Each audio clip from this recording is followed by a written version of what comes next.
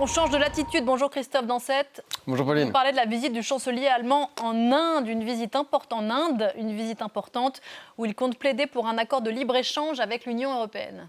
Oui, on a beaucoup parlé ensemble de l'accord UE-Mercosur qui devrait être signé cette semaine. Mais déjà, Friedrich Merz, qui avait beaucoup poussé pour clôturer le dossier avec les 4 pays d'Amérique latine, plaide pour un autre accord avec l'Inde cette fois. Accord qui pourrait être signé dès la fin de ce mois lors d'un sommet Union européenne-Inde et d'une visite d'Ursula von der Leyen à New Delhi à l'occasion de la fête nationale indienne. Ce sera le 26 janvier prochain. Et donc, ce n'est pas un hasard si le chancelier est arrivé à Ahmedabad, dans l'état du Gujarat, la région d'origine de Narendra Modi, où il a été accueilli avec les honneurs.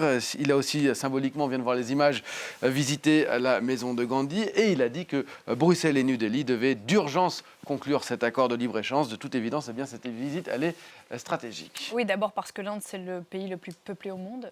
1,4 milliard d'habitants, une classe moyenne en plein essor, une croissance solide. L'Inde, elle a tout pour attirer. Et surtout, c'est une alternative crédible à la Chine qui a des relations qui se sont assez nettement tendues ces derniers mois avec l'Allemagne sur les terres rares, sur les semi-conducteurs et plus largement sur la dépendance industrielle. Et au sein de l'Union européenne, eh bien, l'Allemagne est le premier partenaire commercial de l'Inde déjà. Des échanges bilatéraux qui frôlent les 30 milliards d'euros. C'est certes 7 fois moins qu'avec l'Empire du Milieu, mais il y a une belle marge de progression. Autant dire que l'accord de libre-échange, que si cet accord de libre-échange UE-Inde aboutit, ce qui est désormais l'objectif affiché, eh bien Berlin serait l'un des grands gagnants.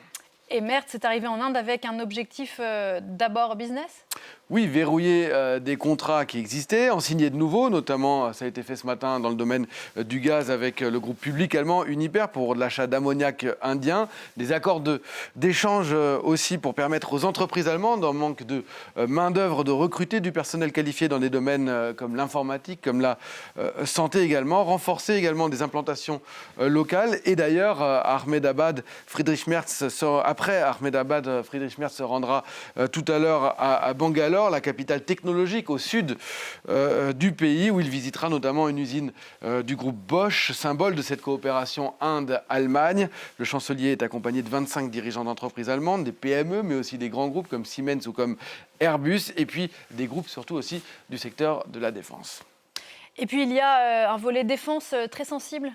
Oui, l'allemand ThyssenKrupp Marine System TKMS négocie depuis plusieurs années la vente de 6 sous-marins à la marine indienne, un montant de contrat de 8 milliards de dollars. Le groupe espère pouvoir le finaliser à l'occasion de cette visite. C'est un dossier emblématique puisque l'Inde cherche à diversifier ses fournisseurs militaires. Jusqu'à présent, elle se fournissait quasi exclusivement auprès de la Russie. Mais avec la guerre en Ukraine, et même si l'Inde reste quand même assez proche de Moscou, puisque Vladimir Poutine était encore en Inde il y a quelques semaines pour parler pétrole et défense. Mais Narendra Modi cherche quand même à diversifier, à trouver de nouveaux partenaires. On l'a vu se tourner vers Israël, par exemple, vers la France aussi, l'Espagne aussi, comme on l'a vu ce matin avec ce lancement de fusée en partenariat avec une start-up espagnole. Et donc aussi l'Allemagne.